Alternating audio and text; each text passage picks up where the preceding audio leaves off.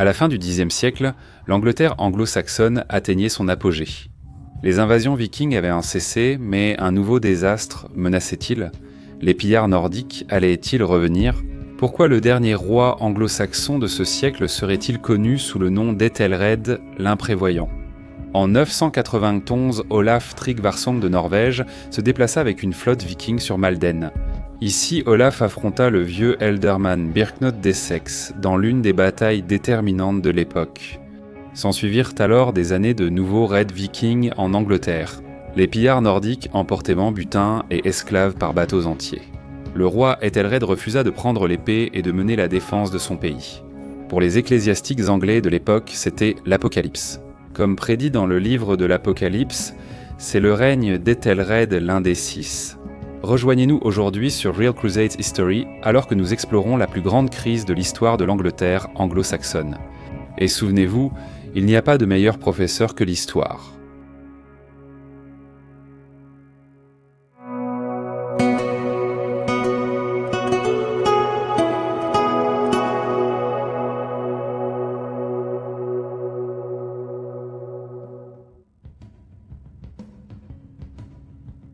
Les chroniqueurs anglo-saxons décrivent le règne du roi Edgar d'Angleterre comme une sorte d'âge d'or.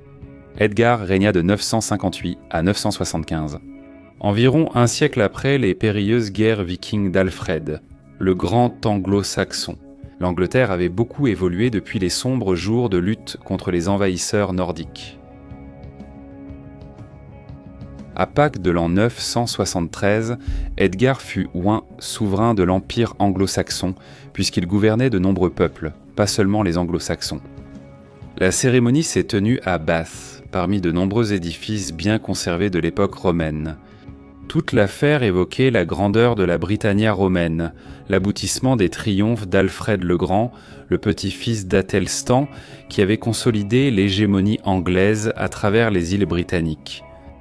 Selon l'écrivain du XIIe siècle Guillaume de Malmesbury, 973 fut également l'année où 8 sous-rois du pays de Galles, d'Écosse et des îles de l'Ouest conduisirent Edgar sur la rivière Dee à Chester. Une déclaration politique méticuleusement exécutée de la primauté anglo-saxonne. Cette image colorée est probablement un embellissement ultérieur du fait que de nombreux dirigeants régionaux ont rendu hommage à Edgar à Chester, à la fois pour s'assurer de son amitié et pour éviter sa colère.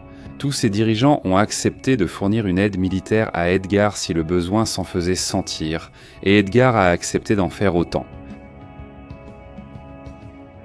Pour Edgar et les dirigeants britanniques, la mer représentait surtout un danger potentiel. Chaque été, Edgar et ses rois vassaux participaient à des exercices navals conjoints, patrouillant la côte britannique avec des flottes de centaines de navires. Bien que la menace viking ait été écartée depuis longtemps, le risque d'attaque nordique planait encore au loin, au-delà des vagues. Edgar et les souverains du pays de Galles et d'Écosse restaient préoccupés et déterminés à rester vigilants. Et pourtant, les germes de futurs conflits prenaient racine au sein même des espaces les plus intimes de la famille du roi. Edgar appréciait la compagnie de plus d'une femme dans sa vie. Adolescent, il avait plusieurs maîtresses. Une jeune femme nommée Æthelflæd allait jouer un rôle particulièrement important dans son avenir. Fille de l'Ealdorman d'East-Anglie, Æthelflæd était issue de l'une des plus grandes familles anglo-saxonnes. Les historiens ne savent pas si elle était l'épouse d'Edgar, ou simplement sa maîtresse. Au début des années 960, elle donna à Edgar un fils nommé Édouard, ce qui indiquait son statut de membre accepté de la dynastie de son père. Cependant, en 964, alors qu'Edgar avait environ 21 ans, il épousa Elfrith, veuve de l'un des plus puissants ealdormen du royaume et proche allié de l'évêque Æthelwald de Winchester. Elfrith était la première épouse d'un roi anglais à recevoir le titre de reine. Avant cela, la compagne d'un roi était simplement appelée l'épouse du roi. En 973, elle a été ointe aux côtés d'Edgar Abbott, et les documents de l'époque insistent sur son titre de reine grâce à ses puissants alliés parmi l'élite anglaise. Elfrith s'efforça d'exclure le fils du roi, Édouard, de l'accès au trône. Elle donna à Edgar un fils, Edmond. Une charte de 966 fut attestée par le roi et Elfrith, qui s'est décrite comme l'épouse légitime du roi. Le fils d'Elfrith, le jeune Edmond, est appelé le fils légitime du roi susmentionné. En revanche, le fils aîné d'Edgar, Édouard, est simplement mentionné comme étant engendré par le roi. Cela a dû être difficile à accepter pour le fils aîné, Édouard. Edmond est mort alors qu'il n'avait que 5 ou 6 ans. Mais entre 966 et 969, Elfrith donna au roi un autre fils, Ethelred, qui devint alors le centre des ambitions de la reine. Mais la capacité du roi à influencer les événements prit fin lorsqu'il mourut soudainement en 975. Il avait environ 33 ans. La mort prématurée du roi choqua ses sujets et créa une crise immédiate, car il laissait derrière lui 2 fils de 2 femmes importantes, toutes 2 soutenues par des hommes puissants. Au départ, la majorité des nobles soutenaient Édouard, même si son père le favorisait moins. Édouard avait entre 13 et 16 ans, tandis que son demi-frère, Ethelred, avait entre 5 et 8 ans. Les grands seigneurs anglais privilégiaient un chef d'État plus âgé, car un roi enfant imposait une régence et ses défis. Malgré tout, Ethelred avait un soutien important. Les nobles se réunirent pour débattre, les discussions s'échauffant et s'étendant sur plusieurs jours. L'archevêque Dunstan de Cantorbéry, principal ecclésiastique du royaume, joua un rôle clé en soutenant Édouard et brisa l'impasse. Peu de temps après, l'archevêque couronna personnellement Édouard. Mais Ethelred avait encore de puissants partisans et il n'était pas prêt à laisser tomber l'affaire. Le conflit était en partie dû à une controverse survenue sous le règne du roi Edgar. Edgar avait soutenu un mouvement de réforme monastique qui avait restauré des dizaines de monastères à travers l'Angleterre. Cela a ravivé de nombreuses communautés de moines, mais plusieurs familles puissantes ont perdu d'importantes étendues de terre. Le ressentiment s'est installé et a éclaté en violence. Après la mort d'Édouard, d'anciens seigneurs ont repris plusieurs monastères, expulsant les moines qui ont erré misérablement à travers le pays. Elfir, l'Ealdorman de Mercie, a attaqué plusieurs monastères des West Midlands, reprochant à l'archevêque son manque de respect pour les droits d'Ethelred, l'Ealdorman d'East Anglie. Ethelwan, soutien du roi Édouard, a réuni une troupe pour empêcher le pillage des monastères. Partout, dit l'avis de saint Oswald. Il y avait de la dissension et des troubles que ni les évêques ni les nobles n'étaient capables d'apaiser. En 978, le roi Édouard, une vingtaine d'années, alla parlementer avec Ethelred chez la reine Elfrith à Corfe, dans le Dorset. Imprudemment, Édouard voyagea avec une faible escorte militaire. Alors qu'Édouard approchait de la résidence de la reine, plusieurs nobles non identifiés s'approchèrent doucement de lui. Soudain, un groupe d'hommes armés entoura le roi, le fit descendre de son cheval et le poignarda à mort. Sur le champ. Les identités des assassins d'Édouard n'ont jamais été confirmées, peut-être intentionnellement pour éviter d'autres effusions de sang. L'historien Mark Morris note qu'il est facile de deviner qui était probablement derrière l'assassinat. Elfir, l'Alderman de Mercie, était presque sûrement impliqué, tout comme la reine douairière Elfrith. Ils ont obtenu gain de cause peu après l'enterrement d'Édouard. La guerre civile était terminée, les grands seigneurs ont accepté d'élever le jeune Ethelred sur le trône. Ethelred, appelé par les chroniqueurs Ethelred. L'imprévoyant commença alors ce qui est considéré comme l'un des règnes les plus désastreux de l'histoire anglaise. Ethelred étant encore enfant, sa mère la reine Elfrith, Ealdorman Elfir et l'évêque Ethelwald gouvernaient Chang comme régent. Pour l'instant, ils réussirent à se réconcilier avec les partisans du défunt Édouard, l'archevêque Dunstan et Ethelwyn d'East Anglie.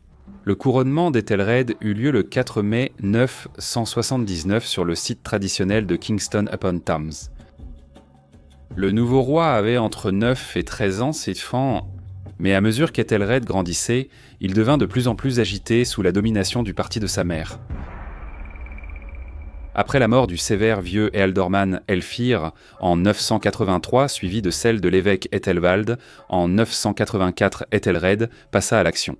La reine-mère cesse soudainement d'apparaître comme témoin dans les chartes royales, ce qui indique son expulsion de la cour. Les successeurs d'Elfir furent également bannis. Fait intéressant, Ethelred s'est rapproché de la faction qui avait soutenu son demi-frère défunt. Le jeune roi était idéalement placé pour agir. Il n'était qu'un enfant lors de l'assassinat de son frère. Il pouvait maintenant vénérer son frère mort comme martyr et utiliser les partisans d'Édouard pour renforcer son pouvoir et montrer sa politique. Ethelred épousa Elfgifu, la fille de l'aldorman Thored d'York, un opposant du défunt évêque Ethelwald. Mais le roi commença aussi à s'aliéner certains des anciens opposants de sa mère, notamment Dunstan, l'archevêque de Cantorbéry. Lorsque l'évêque de Rochester se plaignit qu'Athelred avait donné des terres de l'église à un favori royal, Athelred lança des hommes armés sur le diocèse de l'évêque. À ce moment-là, l'archevêque Dunstan était âgé, et son dernier acte fut de condamner la politique récente du roi. Dunstan étant mort en 988. Il ne restait plus personne pour s'opposer à la volonté du roi, c'est-à-dire plus personne en Angleterre. Dans les années 980, des rapports ont mentionné des navires vikings vus près des côtes. Des raids isolés commencèrent à avoir lieu, puis devinrent de plus en plus fréquents. En 988, l'année de la mort de l'archevêque Dunstan, des Vikings ont débarqué à Watchet, Somerset, et affronté les forces anglaises lors d'une bataille. La chronique anglo-saxonne relate la mort de nombreux Tans lors des combats. Après de lourdes pertes des deux côtés, les Anglais l'emportèrent lors de l'affrontement, et pourtant, cet événement fit frissonner tout le pays. Ethelred était-il prêt à défendre l'Angleterre comme ses ancêtres autrefois ? La cause de la reprise des attaques vikings contre l'Angleterre à la fin du Xe siècle fait débat parmi les historiens. La croissance démographique et les conflits politiques internes en Scandinavie peuvent l'expliquer. Les Vikings installés en Irlande menaçaient aussi l'Angleterre, mais les flottes venues directement de Scandinavie furent les plus dévastatrices. Pendant le règne d'Ethelred, la prospérité croissante de l'Angleterre n'a fait qu'accroître son attrait en tant que cible. Les récentes luttes civiles avaient diminué la vigilance défensive du royaume. Les Norvégiens étaient toujours à l'affût d'une nouvelle occasion de piller les richesses anglo-saxonnes. Tout signe de relâchement invitait l'audace des chefs entreprenants, et la nouvelle se répandait rapidement parmi les pillards de l'Amétière de la mer. L'année 991 s'est révélée décisive dans le règne d'Ethelred. Cet été-là, une flotte immense dirigée par Olaf Tryggvason de Norvège a débarqué à Folkestone dans le Kent. Les hommes d'Olaf ont ravagé la ville et les champs, puis ont longé la côte pour terroriser Sandwich et Ipswich. Ils sont ensuite allés à Maldon, Essex, établissant leur camp sur une île de l'estuaire de la Blackwater. Là, ils ont été confrontés le 11 août par les levées locales des Saxons de l'Est. L'une des batailles les plus légendaires de l'Angleterre du Haut Moyen-Âge eut alors lieu. Les Anglo-Saxons qui affrontèrent Olaf à Malden étaient menés par un vieil échevin du nom de Byrhtnoth d'Essex, un grand guerrier grisonnant qui prit l'épée et combattit aux côtés de ses troupes. Olaf proposa de partir avec ses hommes en échange du paiement d'un tribut. Byrhtnoth refusa. Un poème ultérieur indique que Byrhtnoth parla hardiment aux chefs nordiques. « Nous vous donnerons des lances comme tribut. Vous ne remporterez pas de trésors si facilement. La pointe et la lame nous réuniront. D'abord, le jeu cruel de la bataille. » Le poème, dont la fiabilité historique est discutable, dit que les Anglo-Saxons se sont battus courageusement et ont empêché les Vikings de traverser la chaussée qui reliait à la terre ferme. Olaf se plaignit que ses hommes ne pouvaient pas livrer une véritable bataille à moins de pouvoir traverser. Incroyablement, Byrhtnoth accepta. L'Ealdorman permit aux Nordiques de traverser afin qu'une véritable bataille puisse avoir lieu. Les historiens débattent depuis longtemps de la véracité de ce passage. Le trope de la confiance excessive avant la défaite est courant dans la poésie à travers l'histoire.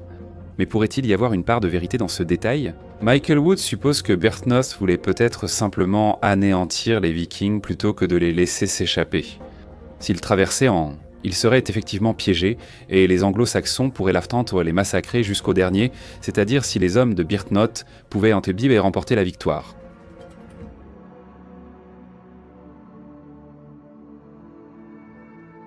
Au-delà de la poésie, une bataille féroce a certainement eu lieu à Malden, comme pour toutes celles de l'époque viking. Les deux camps alignés en murs de boucliers se sont approchés et le combat au corps a débuté. Une armée essayait de briser le mur de boucliers adverse avec des lances et des épées. Les pertes s'accumulaient des deux côtés, mais finalement les Nordiques ont pris l'avantage. Birsnoth lui-même tomba héroïquement sous les coups des Vikings.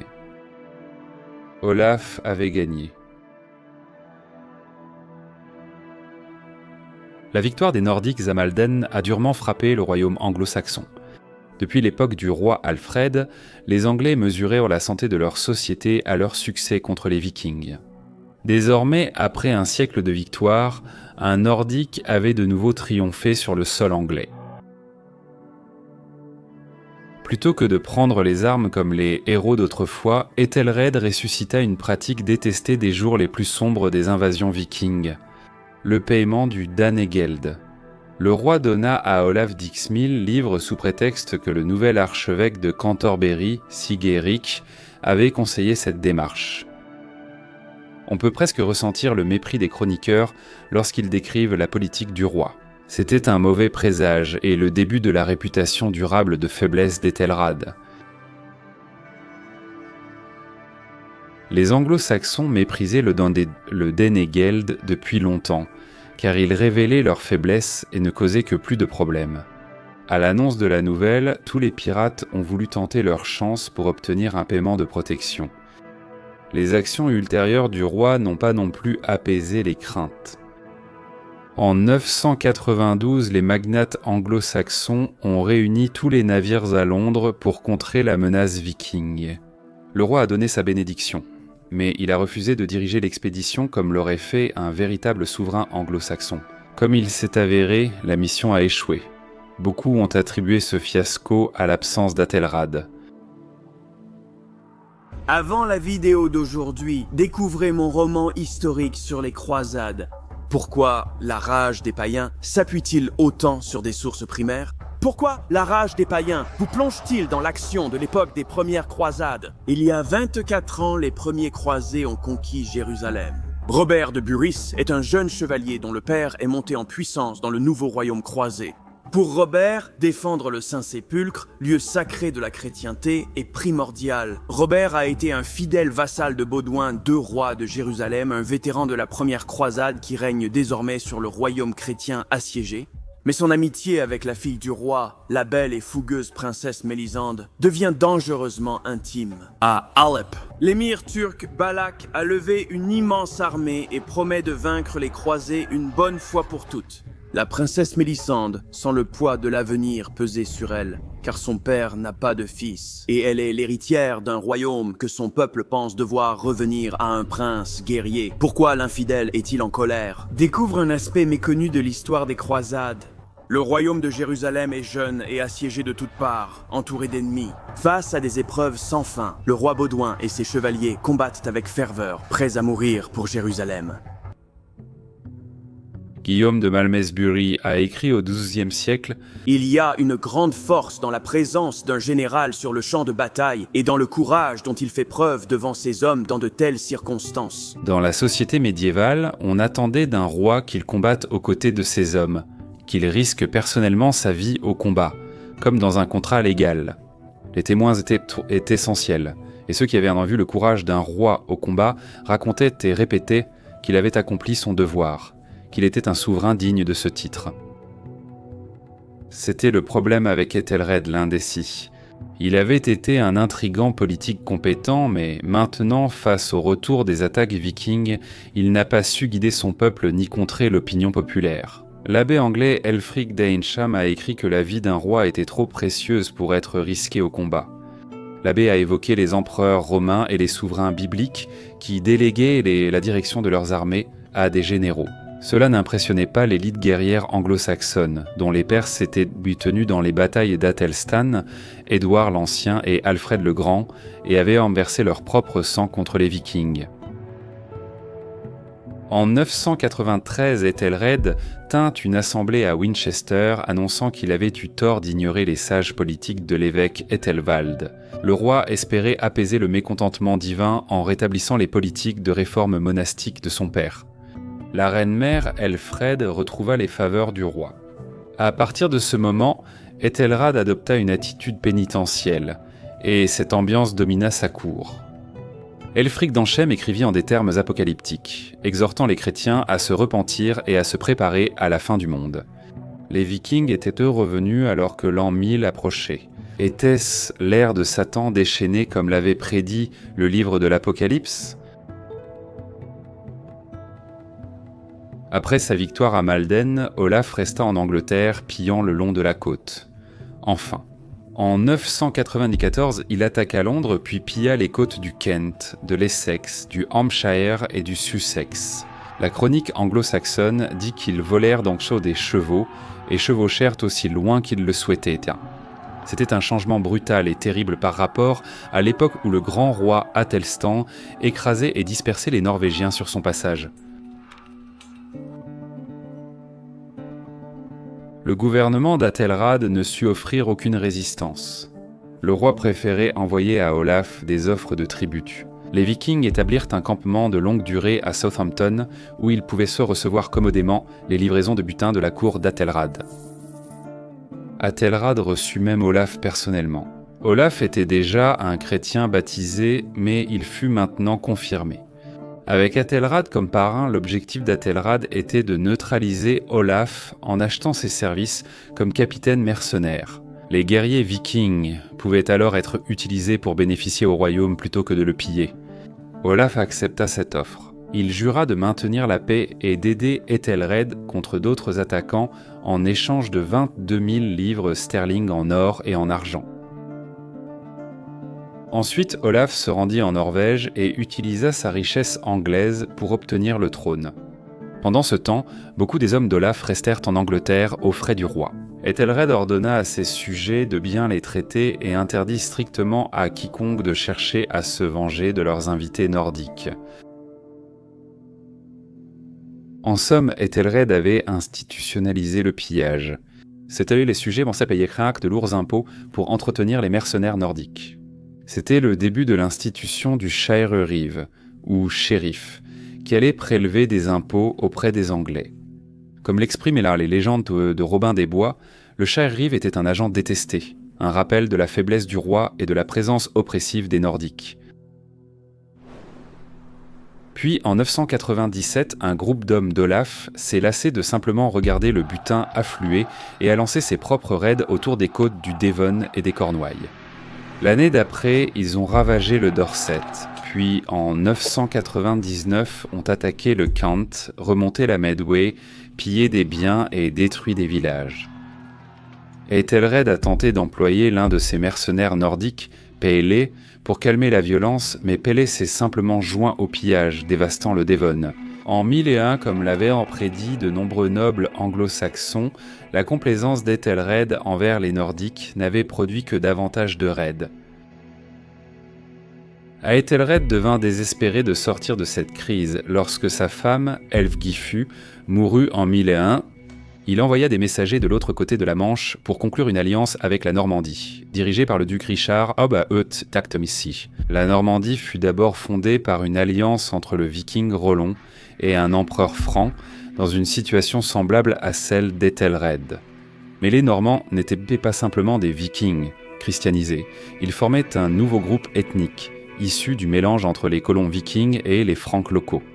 Vers l'an 1000, les Normands pratiquaient avec enthousiasme le christianisme latin et étaient rendus complètement francisés dans leur langue et leur culture. Le duc Richard II était prêt à faire cause commune avec les Scandinaves lorsque cela l'arrangeait. Cependant, il partageait peu avec les pillards nordiques fondateurs de sa duché et était tout aussi prêt à s'allier avec Ethelred. Le roi anglais et le duc normand conclurent un accord.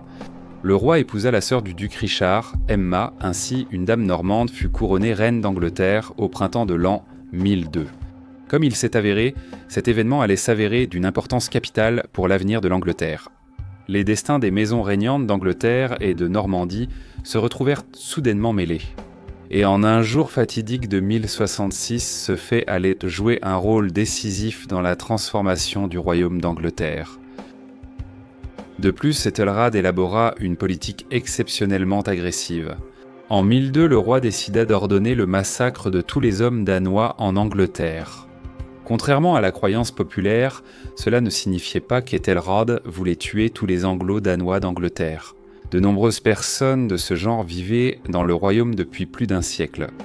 En réalité, Ethelred voulait se débarrasser de tous ces mercenaires venus avec Olaf dans les années 990. Les meurtres devaient en être commis le jour de la Saint-Brice. Ethelred n'a eu aucun mal à trouver des volontaires pour exécuter ses ordres. Pendant des années, les ressentiments avaient grandi, et de nombreux Anglais brûlaient simplement de se venger. Le 13 novembre, les ordres furent appliqués dans tout le pays où étaient stationnés des mercenaires. Les Anglo-Saxons massacrèrent sans tard les hommes scandinaves. Des siècles plus tard, des archéologues découvrirent des preuves du carnage, des fosses communes contenant des dizaines de jeunes hommes scandinaves datant du tournant du premier millénaire. Les restes montrent des signes évidents de mort violente. Ethelred déclara que ces meurtres étaient injustifiés, affirmant que les Danois s'étaient répandus parmi les Anglais comme des mauvaises herbes parmi le blé.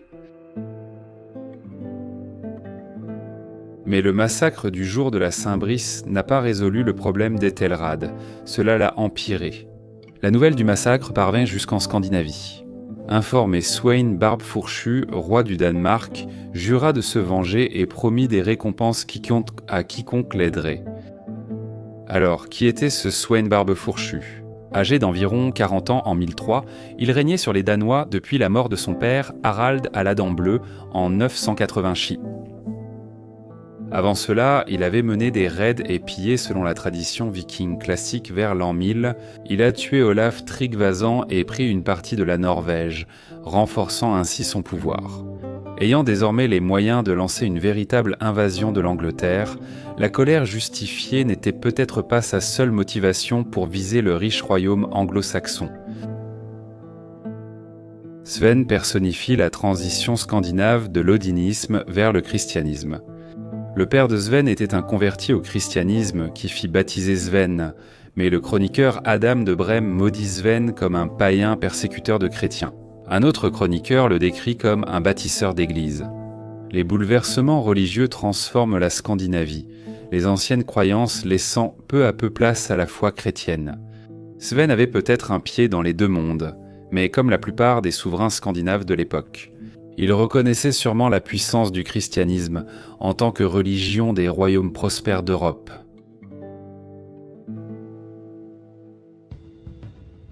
S'il avait sincèrement adopté le christianisme, cela ne l'a pas empêché de maintenir la tradition des raids maritimes de ses ancêtres.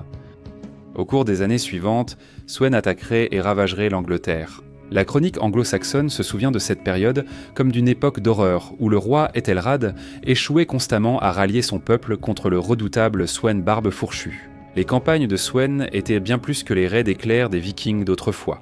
Sweyn menait une armée d'invasion, et ses attaques étaient réfléchies et destinées à soumettre. Le royaume d'Ethelred ne fut épargné que grâce à la famine de 1005 qui convainquit Sweyn de suspendre ses attaques. Alors que la misère frappait ses sujets, la paranoïa s'empara du roi. Ethelred bannit de nombreux membres de sa famille et conseillers de la cour. Certains disparurent dans des monastères, d'autres moururent dans des circonstances douteuses. 2 hommes en 7 os ont comblé le vide. L'archevêque Wulfstan d'York est devenu un proche conseiller d'Ethelred. Wulfstan pensait que la fin du monde approchait, une vision apocalyptique qui dominait l'église anglo-saxonne. À cette époque, Edric, surnommé le Saisisseur pour son opportunisme, devint célèbre et fut nommé Ealdorman par Ethelred. Éodric fit preuve d'une cruauté mercenaire qui prospéra durant cette période sombre. Certains chroniqueurs accusent Théodric de meurtres politiques et d'intrigues violentes. Il a aussi poussé le roi à s'endurcir et à reconstruire l'armée. Dès 1008, Ethelred a lancé d'importantes réformes militaires. Chaque groupe de 300 ides devrait financer un nouveau navire de guerre. Chaque groupe de 8 ides équiperait un soldat d'une cotte de mailles et d'un casque en fer.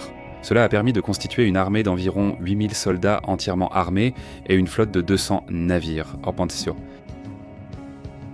La chronique anglo-saxonne rapporte que, en 1009, Ethelred lança une armada plus grande que celle de tout autre souverain anglais avant lui, mais Ethelred eut du mal à contrôler sa cour. Éodric le Grabeur a placé ses frères à des postes élevés, provoquant des conflits avec les maisons nobles traditionnelles. Finalement, le frère d'Édric, Brithric, accusa Wulfnoth d'Essex, un partisan très respecté, de trahison. Devant le trône du roi, Ethelred se révéla impuissant. Pour régler l'affaire, Wulfnoth rassembla autour de lui un groupe d'hommes puissants, équipa une flotte et attaqua la partie adverse. Brithric répondit en lançant une flotte d'environ 80 navires royaux et se lança à la poursuite de Wulfnoth. Cependant, une tempête gâcha la poursuite de Brithric, détruisant la majeure partie des navires de l'usurpateur. Les navires revenus au rivage furent brûlés par les partisans de Wulfnoth. Ainsi, un conflit civil absurde ruina environ la moitié des nouveaux navires de guerre du roi, se lamente la chronique anglo-saxonne. Ainsi, le labeur de toute la nation fut réduit à néant.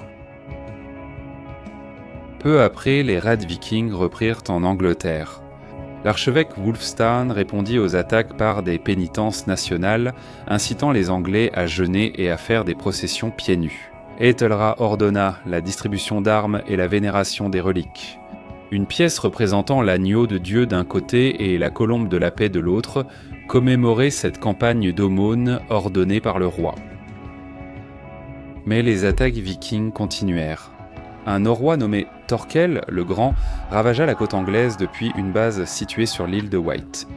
En 1011, Ethelred tenta de raviver l'ancienne pratique du paiement du Danangeld pour apaiser Thorkel, mais l'administration d'Elrad, complètement dégradée, échoua à réunir les fonds du tribut. La situation empira lorsque Thorkel attaqua et prit Cantorbéry. Les pillards nordiques menèrent des foules d'hommes et de femmes en esclavage jusqu'au camp de Thorkel à Greenwich. Ici, Thorkel fêtait. Parmi les captifs se trouvait le plus prestigieux ecclésiastique d'Angleterre, Elphéat, archevêque de Cantorbéry. Un nouveau coup dur succédait au précédent. Le plus haut religieux d'Angleterre avait été enlevé par des pillards nordiques dans sa cathédrale. Thorkel envoya ses hommes négocier la libération de l'archevêque, tandis qu'Éadric le saisisseur dirigea la collecte de la rançon. Mais l'archevêque Elfhis révéla la véritable mesure de son caractère. Il refusa catégoriquement d'être libéré contre rançon. Ordonnant à son troupeau de ne pas payer la moindre pièce pour sa vie, Thorkel entra dans une fureur noire et menaça l'archevêque de toutes les tortures imaginables. Pourtant, Elfhis défia toujours son ravisseur. Frustrés, Thorkel et ses hommes s'enivrèrent de vin franc, pillés sur des marchands anglais, alors qu'ils tentaient de décider quoi faire. Certains des hommes de Thorkel commencèrent à jeter des os d'animaux sur l'archevêque ligoté, jusqu'à ce qu'enfin un viking saisisse une hache et frappe le crâne de l'homme d'église avec le côté émoussé. Elphéat mourut de ce coup. La nouvelle de la mort de l'archevêque se répandit rapidement. Beaucoup d'anglo-saxons furent inspirés par la défiance de l'homme d'église face au danger, ce qui contrastait douloureusement avec le comportement des leurs. Le roi, Thorkel lui-même n'était pas satisfait. Les Norvégiens avaient perdu un otage précieux, et tuer des prêtres devenait de plus en plus tabou chez les Nordiques. De plus en plus de Scandinaves vénéraient le Christ, même si ce n'était pas toujours dans des termes strictement orthodoxes. Certains Nordiques étaient entièrement convertis, d'autres considéraient entièrement Jésus comme un dieu parmi d'autres. Ils jugeaient imprudent de le mettre en colère, comme avec Thor ou Odin. Thorkel fit transférer le corps de l'archevêque à Londres, où l'évêque le reçut pour l'inhumation. Les anglo-saxons considéraient Elfhid comme le premier archevêque de Cantorbéry mort en martyr. En 1078, le pape Grégoire VII le canonisa saint. Mais le pire restait à venir. En 1012, Sweyn Barbe-Fourchu, roi du Danemark, lança une nouvelle invasion de l'Angleterre. Cette fois, il n'avait rien de moins en tête que la conquête totale du royaume anglo-saxon.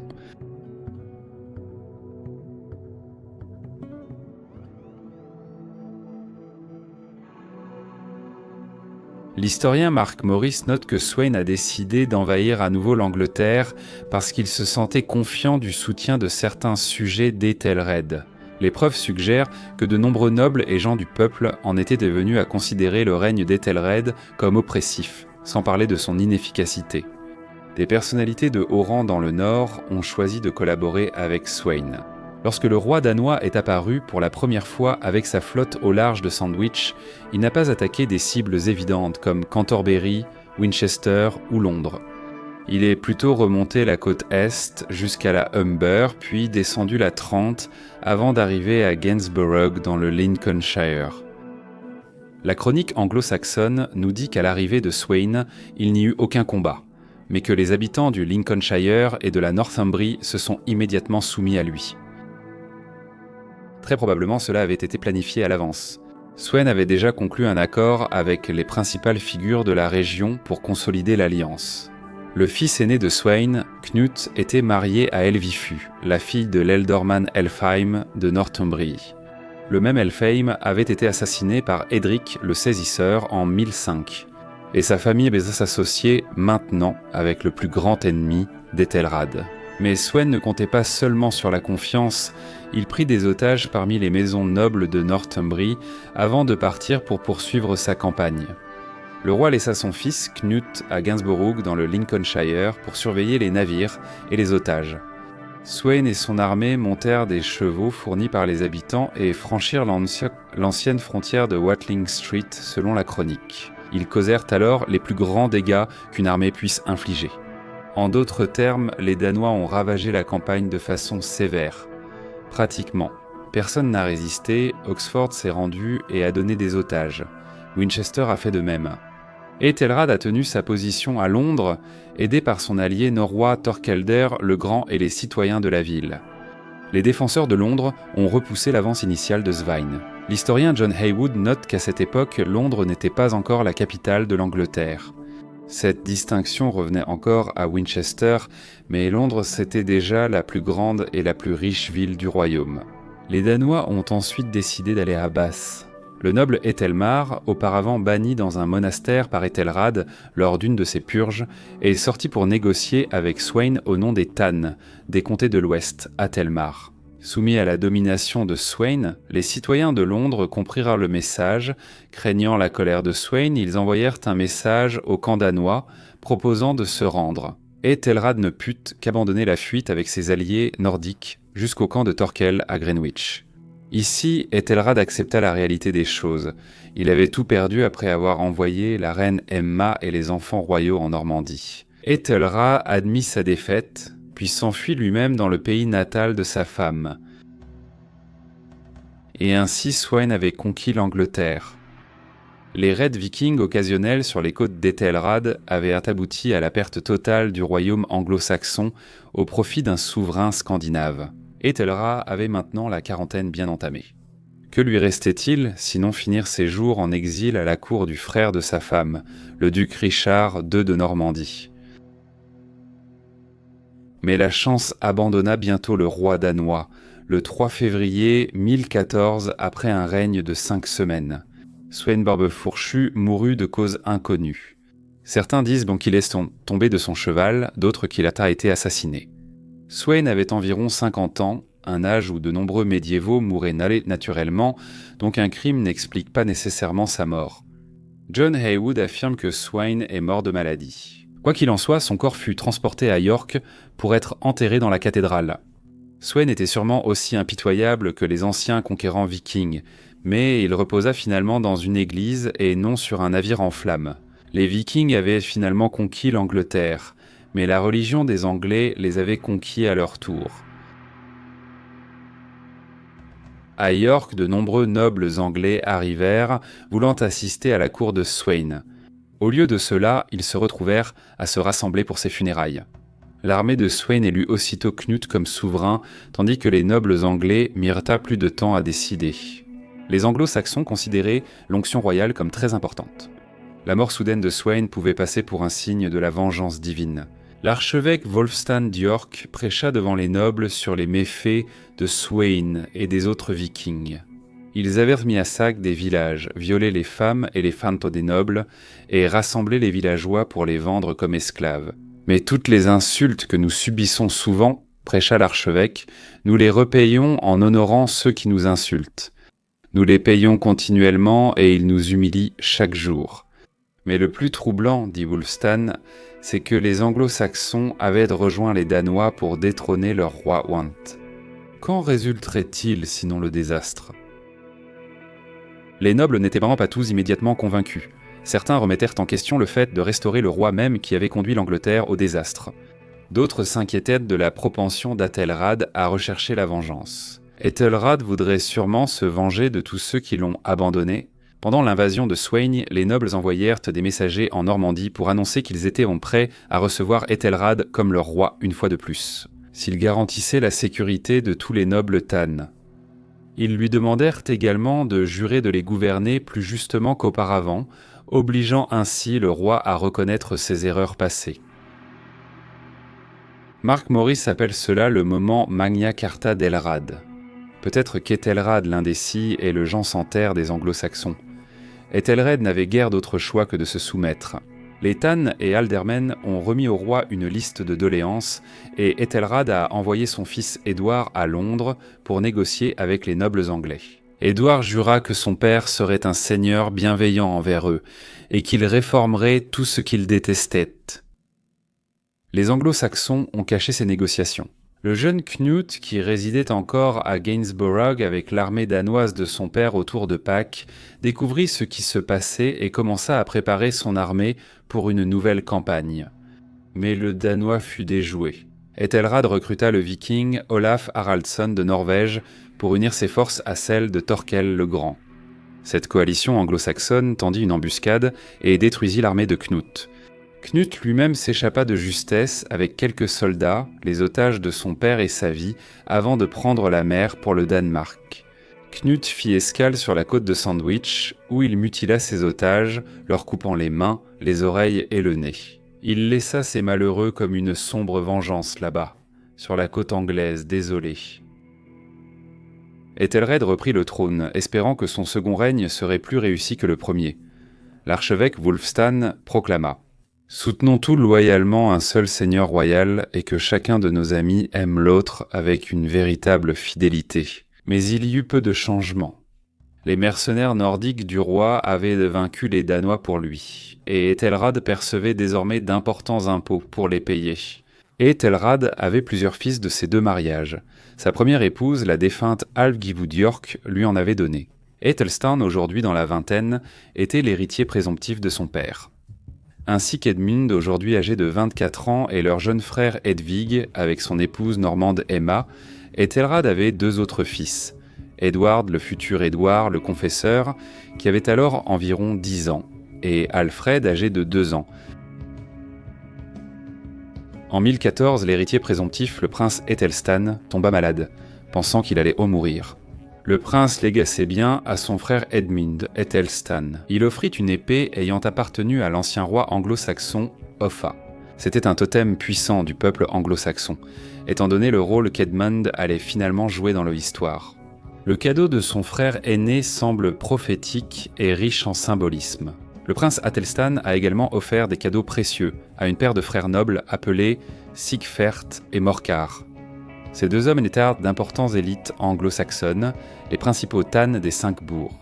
Ils avaient hérité de cette position de leurs parents, l'Ealdorman Elfhelm, l'homme assassiné en 1005 par le flagorneur du roi, et Audric le Grappilleur. Vous vous souviendrez, c'est ce camp qui semble avoir été le premier à trahir Æthelrod en faveur de Sweyn lors de la précédente invasion danoise. L'importance de cet alignement ne doit pas être négligée. Le prince Æthelstan entretenait des liens avec les ennemis du conseiller favori du roi Æthelrad. La cour royale demeurait un centre d'intrigue, et le roi ne parvenait pas à contrôler sa maison.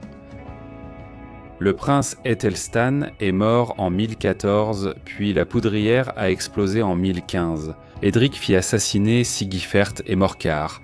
Æthelrad fit aussitôt saisir les terres des deux frères par ses propres hommes, puis ordonna la capture de la veuve de Sigefert, Helgid. Le roi avait l'intention de cacher la dame dans un couvent et l'a fait emprisonner à Malmesbury.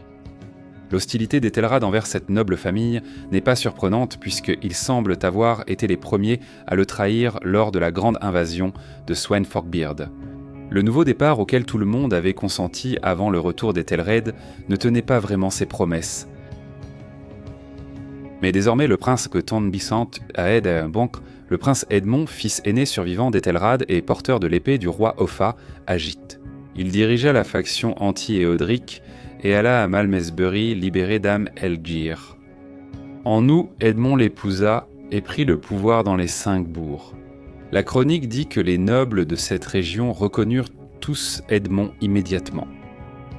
Moment dangereux, une guerre civile allait-elle éclater entre le roi et son fils ? Avec le temps, le prince Edmond fut appelé Edmond Côte de Fer pour sa vaillance et sa résilience. Même maintenant, les gens remarquaient probablement qu'Edmond était fait d'une étoffe bien plus solide que son père. L'épreuve ultime ne tarderait pas à arriver. Tout d'un coup, la menace danoise reprit en 1015. Knut, fils de Sweyn, arriva avec une armée puissante pour venger son humiliation. Le chroniqueur allemand Thietmar de Merseburg dit que Knut avait 340 navires et 27 200 hommes. John Haywood considère que ces chiffres sont exagérés, mais il est clair que les contemporains voyaient Knut comme à la tête d'une armée exceptionnellement nombreuse. Knut alla à Sandwich en septembre, puis fit longer la côte jusqu'au Dorset à ses troupes. De là, il mena ses troupes à piller dans tout le Wessex. Ethelred revécut à nouveau son cauchemar. Le roi, accablé de lassitude, luttait pourtant pour résister. Il marcha jusqu'à Portsmouth, puis tomba malade. Ethelred confia alors l'armée à Édric le Rapace. Le prince Edmond, doté de sa propre armée, proposa à Édric une coordination. Mais Édric, sentant qu'Ethelred était perdu, le trahit et se déclara pour Knut. Ce fut un coup final amer pour Ethelred. D'autant plus que la plupart des nobles anglo-saxons détestaient Édric et avaient mis en garde le roi contre lui. Dévasté par les Danois, le Wessex se rendit à Knut vers la fin de l'an 1015. Knut avança avec sa puissante armée. Il traversa la Tamise et commença à brûler et piller la Mercie, le roi. Malade à Londres, il semblait prêt à capituler et mourir face aux envahisseurs. La panique se répandit dans toute l'Angleterre. Tout semblait perdu. Les Danois allaient reprendre le royaume. Et puis le prince Edmond fit ce que son père n'avait jamais fait. Il agit et de façon décisive. Le prince avait une petite troupe derrière lui, mais il commença aussitôt à tenter de rallier davantage de ses gens. Il se rendit à Londres à Noël, suppliant son père de rassembler les hommes de la ville. Le roi ne fit rien. Les habitants de la ville étaient terrifiés à l'idée de mettre Knut en colère. À quoi bon se battre si Ethelred échouait encore ? Ils refusèrent de rejoindre Edmond sans le roi. Beaucoup d'entre eux s'attendaient de toute façon à devoir bientôt se soumettre à Knut. Edmond Côte de Fer persiste. En janvier 1016, il se rendit vers le nord et convainquit le comte Uhtred de Northumbrie de collaborer avec lui. Mais ensuite Knut traversa les Midlands et commença l'avancée vers York, dans le nord. Uhtred paniqua et se rendit devant Knut et Édric pour offrir sa soumission. Ils acceptèrent et Édric ordonna que le comte soit décapité sur le champ, le remplaçant par un Norvégien nommé Éric. Knut se sentait confiant de la victoire. Les régions tombaient entre ses mains comme des dominos. Bientôt, il écraserait tranquillement le prince Edmond, si agaçant. Knut est retourné à sa flotte sur la côte sud en avril 1016. Sans autre option, Edmond Côte de Fer repartit pour Londres. Ici, son père gisait dans les dernières heures de sa vie. Edmond s'est rendu au chevet de son père et a assisté à ses derniers instants. Ce devait être une scène sombre. Ethelred a succombé lentement à la maladie, sachant parfaitement que son royaume était perdu, que tous ses échecs avaient finalement abouti au désastre ultime. Le 23 avril, le roi a rendu son dernier souffle, marquant la fin de l'âge désastreux d'Ethelred. L'indécis était fini. Peu de personnes ont assisté à sa mort. La reine Emma, ses fils, des évêques, prêtres, nobles et guerriers, et bien sûr Edmond, aussi déterminé à cet instant que son père avait été faible. Un écrivain victorien affirme que la mort d'Ethelred fut la seule chose utile que le roi ait jamais faite pour l'Angleterre. En observant les événements après la mort d'Ethelred, il est facile d'être d'accord. Les Londoniens ont enterré le roi à la cathédrale Saint-Paul et prêté aussitôt allégeance à son fils, Edmund. Côte de fer inspirait les hommes là où son père les démoralisait, ouais. Les hommes de Londres entouraient leur nouveau roi, Edmund, qui proclama qu'il lutterait et vaincrait l'envahisseur, Cnut. Les Londoniens acclamèrent et levèrent leurs épées. Une nouvelle bataille pour l'Angleterre était sur le point de commencer.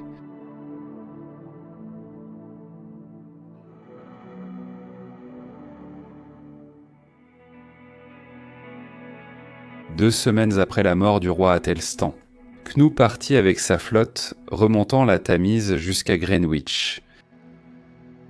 Les Londoniens venaient de nommer Edmond roi d'Angleterre, mais pouvait-il s'imposer ? Face au défi de Cnut le Danois, comment contrer Cnut ? Edmond alla en Wessex lever des troupes. La reine Emma resta à Londres avec ses deux fils pour encourager les hommes de la ville à résister à l'attaque de Cnut. Les Danois n'ont pas réussi à traverser le pont de Londres, alors ils ont creusé un canal autour de Southwark et traîné leurs navires jusqu'à l'ouest du pont. L'armée de Cnut creusa un fossé autour de Londres pour l'encercler et commencer le siège.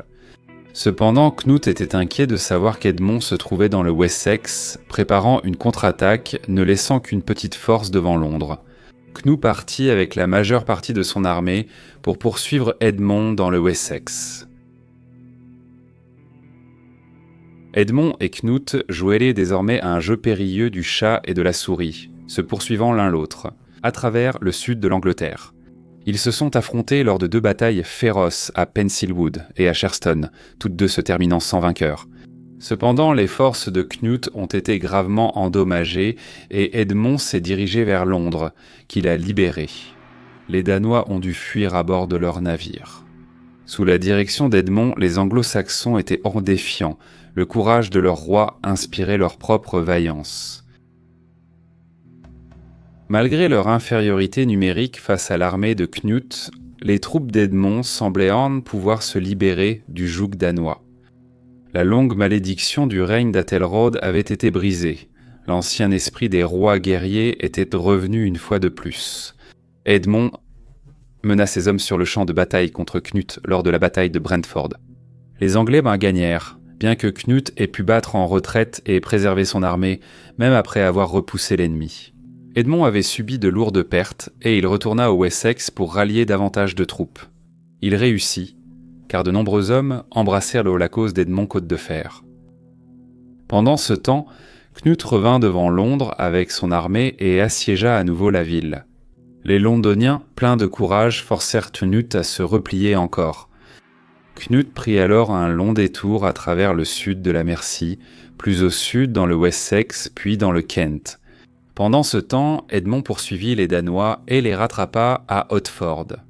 À présent, le jeune roi infligea une défaite plus sérieuse à Cnut. L'audace anglo-saxonne portait ses fruits. Les troupes de Cnut devenaient de plus en plus démoralisées. Il semblait qu'Edmond était sur le point d'obtenir une victoire totale. Comme prévu, l'Ealdorman Edric, Cupide, comprit qu'Edmond était son homme. Le parvenu abandonnait systématiquement ses alliés dès qu'ils rencontrèrent des problèmes. Edmond ne s'était jamais entendu avec Edric, mais le Cupide avait maintenant de nombreux guerriers dans son camp, et Edmund avait besoin de toute l'aide possible. Le jeune roi accepta la fidélité d'Edric. La chronique anglo-saxonne déplore cette décision comme le plus grand acte de folie de l'histoire. Des siècles plus tard, les chroniqueurs anglais affirmeraient qu'Edric avait toujours été un traître et qu'il avait rejoint Edmond en tant qu'agent double pour Cnut. Cet automne-là, Cnut marcha avec ses troupes dans l'Essex. Là, il prit Edmond par surprise. Mais le jeune roi rallia ses troupes et affronta les Danois à la bataille d'Ashingdon le 18 octobre 1016. Edmond disposa ses hommes en 3 lignes et combattit en première ligne. Cnut, qui bénéficiait d'un avantage numérique considérable, resta derrière ses propres lignes et observa pendant que ses troupes combattaient pour lui. L'affrontement fut brutal. Les deux camps, conscients de l'enjeu décisif, combattirent avec intensité. Edric se mit à crier que la bataille était perdue et répondit que Knut était invincible. Le ravisseur s'enfuit alors avec toutes ses troupes merciennes. Ce fut un coup dur pour les Anglais, mais Edmond ne céda pas et ses hommes se rallièrent autour de leur roi. Les Anglo-Saxons continuèrent à se battre. Ils étaient terriblement en infériorité numérique et subirent de lourdes pertes, mais leur courage tint bon et la bataille se poursuivit jusque dans la nuit. De nombreux nobles tombèrent héroïquement, y compris l'ealdorman Huof, Kethel d'Est-Anglie. Edmund subit de graves blessures et fut finalement contraint de battre en retraite. Il se retira avec son armée affaiblie mais intacte sur l'île d'Ulney, Gloucestershire. Ce témoignage illustre la détermination d'Edmund et de ses hommes à surmonter cette défaite aussi bien. Le courage du roi a été essentiel pour préserver son armée. Les Anglo-Saxons se sont battus avec une grande inspiration aux côtés de leur roi, qui maniait l'épée et le bouclier et saignait avec eux. Après la bataille, Edric alla à Ulney supplier Edmond de négocier avec Knut. On ne peut qu'imaginer le dégoût d'Edmond à devoir traiter avec le traître Edric. La réalité était qu'Edric représentait une part importante du camp anglo-saxon. Et après la défaite à Ashington, Edmond n'avait guère d'autre choix que d'ouvrir des négociations. Les deux parties y sont parvenues à un accord. Le traité d'Ulney a divisé l'Angleterre entre Edmond et Knut. Edmond dirigerait le Wessex, Knut contrôlerait les terres au nord de la Tamise. C'est alors que les Londoniens acceptèrent de se rendre à Knut. Compte tenu de l'ampleur de la victoire danoise, il est frappant que Knut ait accepté ces concessions plutôt importantes. Edmund était un ennemi redoutable, et Knut craignait peut-être la poursuite de la guerre. Embarquant sur sa flotte, Knut retourna à Londres pour s'y installer pendant l'hiver. Malheureusement, Edmond avait été grièvement blessé lors des combats. Le 30 novembre 1016, Edmond Côte-de-Fer mourut. Il est plausible qu'Edmond soit mort de ses blessures, mais au fil des siècles, beaucoup ont spéculé sur la mort de ce jeune roi courageux.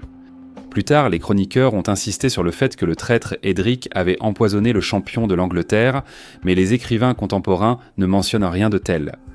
Les partisans d'Edmund ont enterré leur roi près de son grand-père, Edgar, à l'abbaye de Glastonbury dans le Somerset. Après la mort d'Edmund, Knut obtint la victoire qu'il n'avait pu gagner sur le champ de bataille. L'ensemble de l'Angleterre se soumit à Knut. Le Danois était désormais roi d'Angleterre. Knut choisit Londres pour son couronnement plutôt que Winchester, et la cérémonie eut lieu en janvier 1017. Les historiens ont souvent comparé Edmond Côte-de-Fer à son ancêtre, Alfred le Grand. Comme Alfred, Edmond régna sur le Wessex et fut un commandant valeureux, ravivant l'esprit combatif de son peuple. Si Edmond avait vécu plus longtemps, il aurait bien pu renaître de ses cendres et triompher de Knut le Danois. Malgré la brièveté de son règne, Edmond Côte-de-Fer se distingue comme l'un des monarques les plus héroïques de l'histoire anglaise. Les survivants de la maison de Wessex ont fui en exil. Le frère cadet d'Edmond, Edric, s'est échappé en Normandie. Emma fit de même avec ses jeunes fils, Édouard le Confesseur et Alfred. Les propres fils d'Edmond, encore nourrissons, Édouard et Edmond, partirent aussi, étaient un sous la coupe de Knut. Edric insista pour que Knut tue les deux bébés. Mais Knut, à son crédit, refusa et les envoya en Suède. Les deux garçons finiraient par s'échapper en Hongrie. La dynastie d'Alfred le Grand fut chassée d'Angleterre. Mais ce n'était pas la fin de l'histoire. La Normandie devint le refuge de la maison de Wessex, où le fils d'Ethelred, l'un des six, se rapprocha du peuple de sa mère. Avec le temps, cela allait avoir un impact décisif sur l'avenir de l'Angleterre. Knut accorda à Edric le Rapace le pouvoir en Mercie, tandis qu'il donna à Thorkel le Grand l'Est-Anglie et maintint le Jarl Éric au pouvoir en Northumbrie. Knut lui-même gouvernait depuis le Wessex à la fin de l'an 1017. Knut se sentit prêt à se débarrasser d'Edric. Ce Noël-là, Knut convoqua Edric à la cour royale. Heureux, Edric partit, sûr d'être de nouveau récompensé pour ses services aux Danois. Edric eut un choc en entrant dans la salle de Knut. Les gardes danois l'y saisirent. Devant les nobles et le clergé rassemblés, Knut dénonça Édric pour avoir trahi Edmund. C'était une honte pour un homme de se retourner contre son roi. Knut ordonna au jarl Éric de décapiter Édric pour donner l'exemple et rappeler aux soldats leur fidélité au roi. Éric exécuta l'ordre du roi et la tête d'Édric fut exposée sur le pont de Londres. La justice a enfin rattrapé Édric. Lars Brunbert qualifie Édric de traître le plus notoire de l'histoire anglaise, un noble plutôt obscur, à moitié danois, à moitié anglais. Godwin s'est approché de Knut et lui a offert sa fidélité. Godwin était resté loyal à Edmond pendant toute la guerre civile. Knut a demandé à l'homme pourquoi il mériterait la confiance du nouveau roi. Godwin a répondu que sa loyauté envers Edmond devrait prouver sa valeur. Aux Danois. Knut a accepté. Il a accordé à Godwin le comté de Wessex. Godwin, dont la famille aurait été restée obscure, est devenu l'un des nobles les plus puissants d'Angleterre. Sous Knut le Danois, Knut a aussi donné des terres à plusieurs compagnons danois influents, mais aucun afflux massif de Danois n'a eu lieu en Angleterre sous son règne. La plupart des Vikings qui avaient tant combattu pour Knut étaient des mercenaires, et après la guerre, la majorité d'entre eux sont retournés en Scandinavie pour chercher d'autres opportunités. Knut a peu modifié la structure du gouvernement anglo-saxon. Il a gardé la plupart des lourds impôts d'Ethelred, mais contrairement à lui, Knut a su sécuriser les côtes anglaises. Il a même obtenu une réduction des péages payés par les marchands anglais voyageant sur le continent. Knut, étranger ayant imposé une conquête violente à l'Angleterre, a néanmoins instauré la paix et la stabilité après des années de guerre viking. Il restait cependant préoccupé par la situation en Normandie, qui abritait désormais plusieurs individus susceptibles de contester son autorité. Peu de temps après son couronnement, il commença à envoyer des messagers à la cour du duc Richard II de Normandie, dans l'espoir de conclure une alliance. Knut proposa un mariage avec la sœur de Richard, l'ancienne reine d'Angleterre elle-même, Emma. Bien sûr, Knut était déjà marié à une noble anglaise, dame Elfgive de Northumbrie. Elle avait déjà donné à Knut 2 fils, Svein Alfifasson et Harald Erfoot. Knut mit Alfgivo de côté, bien qu'il lui ait accordé un statut honorable à la cour. De toute évidence, il n'avait pas entièrement adopté l'idée du mariage de l'église anglo-saxonne. Richard accepta la proposition. En 1018, Knut et Emma se marièrent de nouveau. Emma de Normandie devint reine d'Angleterre. Ses fils, enfants d'Ethelred, demeurèrent en sécurité à la cour de leur oncle à Rouen, où ils grandirent comme invités d'honneur avec les jeunes nobles normands. Knut était souvent appelé le premier roi viking d'Angleterre, mais il s'efforça de respecter les coutumes de la monarchie chrétienne anglaise. Il voulait être accepté comme l'égal des autres souverains chrétiens d'Europe. Il soutint et dota richement l'Église et gagna l'estime du clergé. En 1027, il fit un pèlerinage à Rome et assista au couronnement de Conrad II comme empereur du Saint-Empire romain germanique. Knut et Conrad entretenaient une relation amicale et conclurent même une alliance matrimoniale entre la fille de Knut, Gunhild, et le fils de Conrad, Henri. Knut chercha également à apaiser les divisions entre ses sujets anglais et danois. Il se présenta non comme un conquérant, mais comme le successeur des institutions de la monarchie anglaise. En 1020, il amena sa cour à Ashington, où il avait vaincu Edmond Côte de Fer quelques années plus tôt. Ici, le roi consacra une nouvelle église qu'il avait fait construire pour honorer le site de la bataille. Il visita également la tombe d'Edmond à Glastonbury, où il offrit un manteau brodé. Il transféra solennellement le corps de Sainte Elfheth de Saint Paul à la grande église de Cantorbéry, de l'autre côté de la Manche. Les Francs furent impressionnés par la piété et la justice de Knut. L'évêque de Chartres envoya une lettre à Knut, écrivant « Votre savoir et votre foi nous ont émerveillés. Vous, que nous avions entendu être un prince païen, nous savons maintenant que vous êtes non seulement un chrétien, mais aussi un donateur des plus généreux envers les serviteurs de Dieu. » Une chose dont nous pouvons être certains au sujet des convictions personnelles de Knut, c'est qu'il comprenait le pouvoir de l'Église et qu'il s'assurait de se lier d'amitié avec ses dirigeants.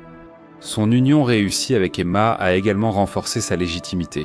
La reine avait environ 10 ans de plus que son mari, mais elle était clairement présentée comme la partenaire du roi dans le gouvernement. Une illustration tirée d'un manuscrit de Winchester représente Knut et Emma debout côte à côte. On les voit présenter une croix devant le grand autel. Un ange pose une couronne sur la tête de Knut, et le roi brandit son épée, montrant ainsi qu'il est le défenseur du peuple chrétien. Il est frappant de noter la transformation du monde scandinave de l'époque du roi Alfred à celle du roi Knut. Enfin, un souverain viking avait conquis l'Angleterre, mais était-il encore un viking ? Avec le recul, c'est la christianisation de la Scandinavie et l'intégration du monde scandinave dans la civilisation chrétienne latine en pleine expansion en Europe qui se sont révélées plus significatives. La conquête de Knut paraissait rapprocher l'Angleterre de la Scandinavie, mais son empire de la mer du Nord, avec l'Angleterre, la Norvège et le Danemark, ne dura pas longtemps. L'instabilité du règne d'Ethelred fut exploitée par les Danois, mais poussa aussi Ethelred à se rapprocher des Normands. Cela allait bientôt s'avérer bien plus significatif dans l'histoire anglaise. Sans la menace danoise, l'alliance entre le duc Richard et le roi Ethelred n'aurait sans doute jamais existé, mais elle a eu lieu. Et les héritiers d'Ethelred ont passé des années en Normandie, se rapprochant des parents de la reine Emma et développant un goût pour tout ce qui était normand. Merci d'avoir regardé.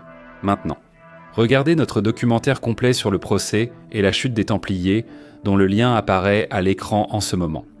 Cliquez sur l'icône vidéo pour regarder. À bientôt, gardez l'histoire vivante, les amis.